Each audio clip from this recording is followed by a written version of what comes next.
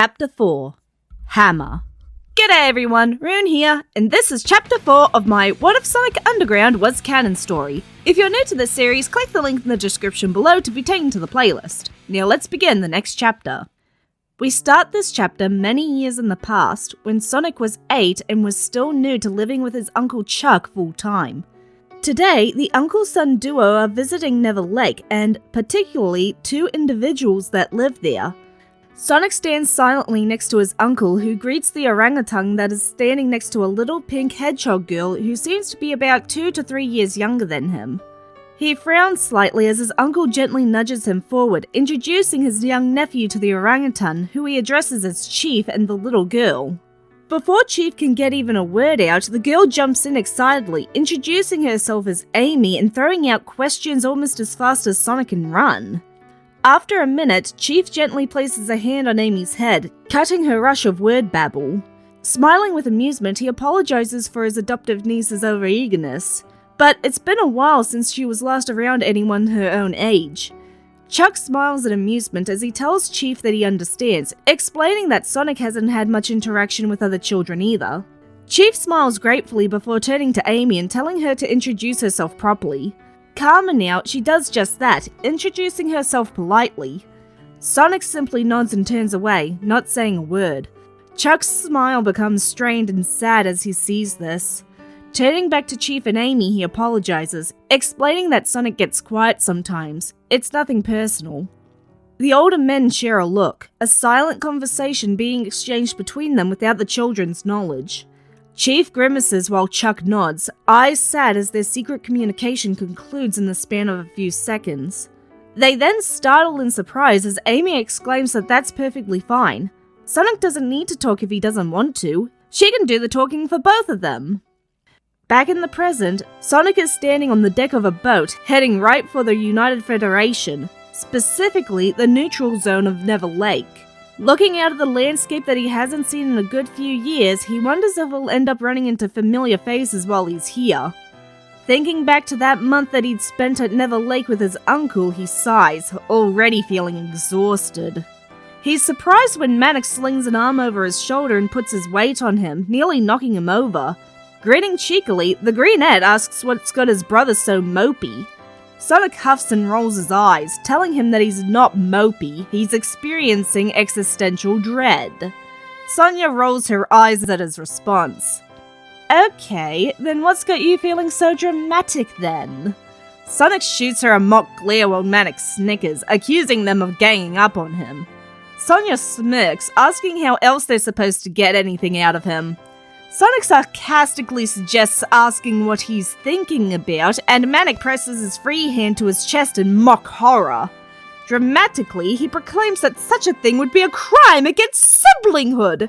They're already 12 years behind on annoying, nosy sibling behavior. They need to take every opportunity they can get. Sonic rolls his eyes again while his siblings laugh before asking if they actually want to know what he's thinking about or are just wanting to annoy him. Both. Well, until you two stop laughing, you're not getting an answer. Holding their hands up in surrender, they tell Sonic that they're done. Sonic waits for a few more seconds with arms crossed and eyes narrowed, half to make sure that they've actually stopped and half out of spite. Then, he tells them that he'd come to Never Lake once as a kid. Back then, he'd met a certain person that was a bit much. And since he's pretty sure that she still lives there, there's a very high likelihood they'll run into her. Manic grins, about to make a joke about Sonic, of all people, finding this person too much, only to be cut off as the ship's captain announces that the ship is about to dock. The look Sonic gives him as they get ready to get off the boat, however, makes it clear that he knows what Manic was going to say. After getting off the ship, the trio begin to make their way to Never Lake. Thankfully, it's not too far from the port, so they can easily walk. However, when they're almost there, they begin to hear the sounds of battle. Before he can stop to think, Sonic scoops up his siblings and runs, kicking up a dust cloud behind him. Once they're within sight of the lake, Sonic skids to a stop in surprise, unable to believe what he's seeing. There, in front of the lake, is a pink female hedgehog, about 2 to 3 years their junior, wielding a red and yellow hammer. All around her are badniks of various shapes and sizes. With a determined expression, she swings her hammer at the badnik nearest to her, sending it crashing into another, destroying both.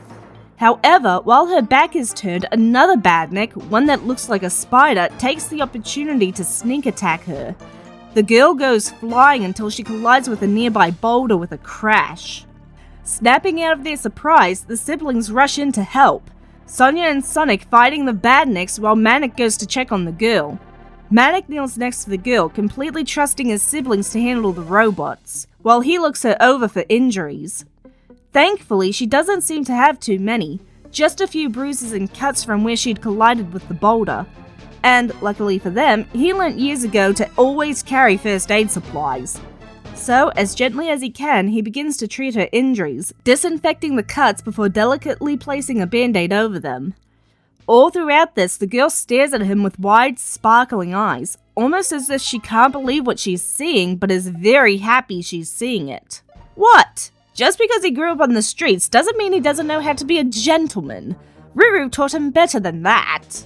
Just as he's putting on the last band-aid, a pink one with hearts that he thought suited her, he looks up to see Sonya and Sonic walking over to them, a pile of smoking scrap metal behind them. Smiling, he asks them if they had fun. Sonic smirks, clearly pleased with himself before turning to the girl. He nods to her in greeting. Long time no see, Amy. The girl, Amy's eyes widen as her mouth drops open. She stares at Sonic for a few seconds before uttering his name in question. At Sonic's nod, her eyes light up with glee. Jumping to her feet, she throws herself at him, wrapping her arms around him and squeezing. Sonic makes a noise of pain as a cracking sound comes from his bones. In a pained voice, he tells her that he can't breathe. Blushing slightly in embarrassment, she lets go, apologizing for getting overexcited. But it's been so long since they last saw each other, and he's talking! She couldn't help herself. Before Sonya or Manic can ask what she means by that, she asks who Sonic's new friends are, her eyes glancing at Manic before going back to Sonic. Wincing as he tries to get feeling back in his arms, Sonic introduces Amy to his siblings. Amy is confused. Mr. Chuck had never mentioned Sonic having a brother or sister when they visited. Sonic tells her that their awareness of each other's existence is a pretty new development before explaining their situation. Upon hearing this, Amy's eyes light up with pure excitement and glee, making Sonic take an instinctive step back. That look always meant trouble for him in the past. With a giddy giggle, she tells Sonic that she owes him the biggest hug, because he just brought her soulmate right to her. With that declaration, she spins around and launches herself at Manic, latching herself onto his arm in a hug. The three siblings stare at the pinkette in shocked confusion. Sonya is the first to recover, asking Amy to elaborate on what she means by that. Beaming brightly, Amy explains that she'd done a tarot reading that morning, as she does every morning. Usually, she doesn't get anything exciting, but this time her cards told her that today, at Nether Lake, she would meet her soulmate, a man of royal blood and pure of heart. And lo and behold, here is her Prince Charming to sweep her off her feet, caring for her wounds and treating her like a princess. Manic looks at Sonya and Sonic with a completely bemused look, like he can't figure out if he's supposed to be flattered or afraid. Sonic gives his brother a flat look, as if he's trying to tell Manic with just his eyes alone, "I told you so." Sonya is even less of a help for Manic's crisis. Her response is to burst into a fit of laughter. Adding to the not helping category, she comments, between giggles, that she calls dibs on designing the wedding dress. Manic shoots her an annoyed look as his cheeks burn. Not helping. Deciding to get back on track, Sonic asks Amy where Chief is. Amy finally detaches herself from Manic's arm, turning around to pick up her hammer, as she tells him that her uncle is doing what he always does this time of year. Turning towards the lake, she points to the little planet, saying that he's going to check. Amy's words trail off as her expression morphs into one of horror. A sinking feeling in their guts, the triplets turn to look up at where Amy is pointing. There, high above Never Lake, where Little Planet should be, is a ball of metal, the same size and shape of the mystical planet. Instantly, they all realize what's happened. Little Planet has been completely roboticized. Voice trembling, Amy murmurs that it wasn't like that this morning. The triplets exchange looks, instantly knowing that this must be what their mother was talking about. Together, they begin to make their way to the chain anchoring the planetoid to the nearby mountain. Noticing this, Amy smacks her cheeks and takes off after them, shouting for them to wait up. I still don't understand why you're coming along. Sonic looks over his shoulder with a frown, his slightly annoyed expression locking with Amy's giddy one as she skips along next to Manic. It's been about 30 minutes since they made it to Little Planet. They were all relieved to discover that, while significant sections of the planet had been roboticized, there are still areas that remain in their original state, like Palm Tree Panic. If you were to ignore the badniks and patches of metal littering the area, it looks completely normal. The palm trees, for which it had gotten its name, sway in the light breeze as the many rivers that run through it sparkle from the rays of the sun. Turning her attention to Sonic, Amy playfully tells him not to sound so worried as she hefts her hammer. That Kumo just got a lucky hit. Besides, she turns a lovey-dovey look to Manic. She wants to support her soulmate in everything, be it family, running a kingdom, or bopping some robot heads. Manic looks away, his cheeks and ears red, as Sonia tries to muffle her snickers and Sonic sighs. Sonic is just about to say something when Manic's ear twitches. He holds up a hand to indicate the others to be quiet and listens carefully. After a moment, he gestures for them to follow. Carefully, they creep towards a thick brush of bushes and vines. With a little work, they manage to make their way through the barrier and find themselves in a small clearing with a gigantic golden ring floating in the center. Amy gasps at the sight of it, drawing the siblings' attention. Her eyes are wide with awe as she stares at the ring, murmuring that she'd never thought she'd see one. Tilting his head curiously, Manic asks her what the ring is. Turning to him, she begins to explain an old fairy tale her uncle had told her growing up, about ancient objects of power known as the Time Stones, which are meant to hold power over the flow of time. After a war waged to control the stones, which had nearly destroyed the world, the ancients had created trials to protect them. The giant rings are the doors to those trials. The triplets reach out to the ring and place their hands on it, only for nothing to happen. Frowning, Manic takes his hand away, quickly followed by Sonia. The moment their hands are off, there's a flash of light and Sonic is gone. Sonic looks around in shock. What the heck just happened? One moment he was in Palm Tree Panic with his siblings and Amy, and the next he was in this... What is this? It looks like a racetrack from an arcade game, pixely graphics and all. All around him are strange UFO things floating around aimlessly. Looking up, he can see a series of numbers and letters floating high above him. Time 100, rings 000, and UFO 6. Is this the trial? Taking a step forward, he suddenly finds himself running against his will. He immediately attempts to jump, thinking that maybe if he gets his feet off the ground, they'll stop moving without his permission. In his haste, he accidentally smashes right into one of the UFOs. But the moment his feet touch the ground, he's running once again. Looking back up at the numbers, he can see that they've changed. The UFO count has gone down to 5, and the time now reads 095. Okay, he thinks he sees where this is going. He needs to smash the UFOs before the time runs out, and he's not allowed to stop. Okay, he can do that. Focusing on the task at hand, he makes a beeline for the nearest UFO, which is right on the other side of a small body of water. Taking a step on the water, he quickly realizes how much of a mistake that is when he sees the timer speeding up. Acting fast, he jumps, getting out of the water and returning the time to its original speed. Okay, stay out of the water. Noted. His inability to stop his feet turns out to be a bigger challenge than he'd initially anticipated. Not being able to even slow down in order to line up his jump makes hitting the UFOs more of a hassle than he'd expected. Having his own speed turned against him is quite the novel experience. Eventually, he manages to take out all of the UFOs except for one. With only 10 seconds left, he knows he can't chase after it. Luckily though, he's been watching these pests for the last minute and a half. He knows the exact path that this UFO takes. Spinning on his heel, he begins to run. 5 seconds left and he can see the UFO coming right at him, just as expected. 4 seconds. But he still can't stop moving. He has to jump at just the right time. 3 seconds. If he misses, he won't have another shot. 2 seconds. He launches himself at the UFO. 1 second. Back outside the ring with the others, Sonya and Manic are just about to try breaking the ring when there's another flash and Sonic is there with a green gem in hand and the giant ring gone. Manic and Sonya rush forward, tackling their brother in a hug.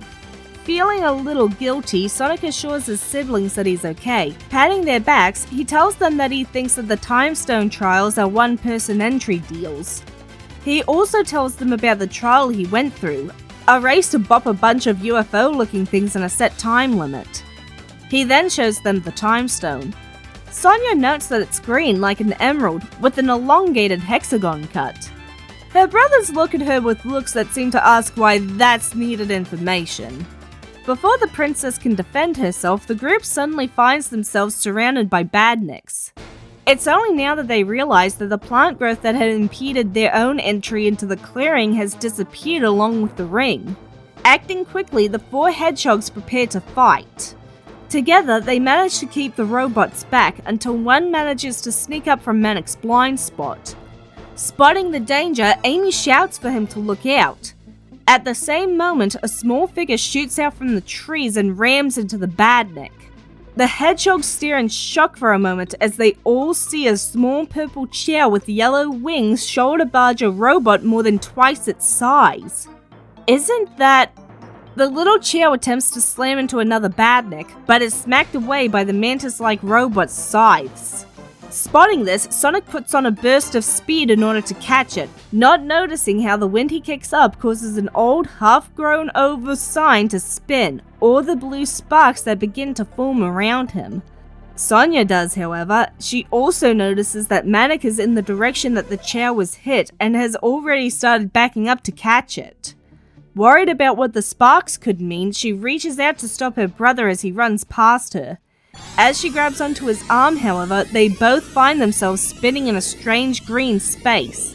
Frightened, Sonya clings to her brother as he clings right back, equally frightened of what would happen if they were separated in this strange place. After a few moments, the feeling of pressure and spinning stops and they can feel solid ground under their feet again. Opening their eyes, they look around. The place they found themselves in is both familiar and strange. The plants and landscape are like Palm Tree Panic, but older. Not in the sense that they've all aged, but in the, this looks like something from the time dinosaurs roamed the earth. The brother and sister look at each other, both thinking the same thing. Manic is going to kill them. Meanwhile, back with Amy and Manic, Manic was able to catch the chow and has just finished off the last of the badniks with Amy. With the danger over, he looks around for his siblings, only to not see them anywhere. Heart sinking, he calls out their names, hoping that they'd just gotten knocked into a bush or something. Amy places a hand on his shoulder, telling him that she doesn't think they can hear him. During the battle, Amy had managed to see the tail end of what happened to Sonya and Manic, including the bright blue sparks. She asks if Sonic still has the Time Stone. Manic's eyes widen as he realizes what Amy is implying. Sonic must have somehow activated the Time Stone, and when Sonya grabbed onto him, she'd gotten pulled through time with him. But where, or rather, when did they go? As things are, there's no way for them to know. Manic asks how many Time Stones there are meant to be. Upon hearing that there's 7, he grins, saying that that means they've already got a plan. They just need to get another Time Stone, activate it, and travel to whenever Sonic and Sonya are and bring them back. Or maybe they'll time travel back to them before that? He frowns. I've decided. I don't like time travel. It messes with my tenses. He grins as his comment gets a giggle out of Amy. He'll never admit it, out loud, but she's got a really nice laugh. He then looks down at the little Chow in his arms, telling it that it seems he's going to be coming with them for now. He then gives the little guy a stern look, telling him that he's still taking him back to Starlight Garden once this is all over. The adventures that he and his siblings have gotten themselves into so far are all way too dangerous for a little guy like him. The little Chow cries out in protest, but Manic remains unmoved. Together, they make their way to Collision Chaos. Upon their arrival, they're starkly reminded of why they're here. The entire zone has been transformed from a forest of chaotic wildlife into a metallic pink shadow of its former self. The Chow kills further into Manic's arms, upset at the sight of the zone, only to then push itself out of them and fly next to him. Looking at the Chow in surprise, Manic can see the determined look on his face as he looks around. Curious, Amy asks the little guy what's up. After a moment, the Chow seems to see something and gestures for them to follow him. Not knowing what else to do, Manic and Amy follow the little guy through the roboticized zone. Surprisingly, the biggest obstacle to their progression isn't badniks, but the very terrain of the zone. Between bumper spheres, rectangular bumpers, springs, pinball paddles, Manic can safely say that this zone is not his favorite. He looks up to the little Chow as it calls out to them as he's helping Amy up from another curve dip. He narrows his eyes in mild annoyance as the Chow seems to call for them to hurry up. Big words from the one with wings. His frown deepens as his words elect giggles from both the Chow and Amy. He mock glares at her, asking whose side she's on. Before she can respond, however, their ears perk up in shock as they hear the Chow cry out in fear. Looking up, they come face to face with a sight that makes Manic's stomach sink. Fang and Trip stand on either side of a robot that Manic has never seen before. A green robot with spiky strands of metal jutting out from its forehead. A green robot that is conspicuously wearing a scrap of black cloth like a vest. A green robot that looks an awful lot like a hedgehog. A green robot that is currently holding his Chow in its clawed hand. And that, everyone, is where I'm going to leave the story for now. Join me next time as Sonic and Sonia try to return to the present, while Manic and Amy trying to bring them back. I'm Rune. See you next chapter.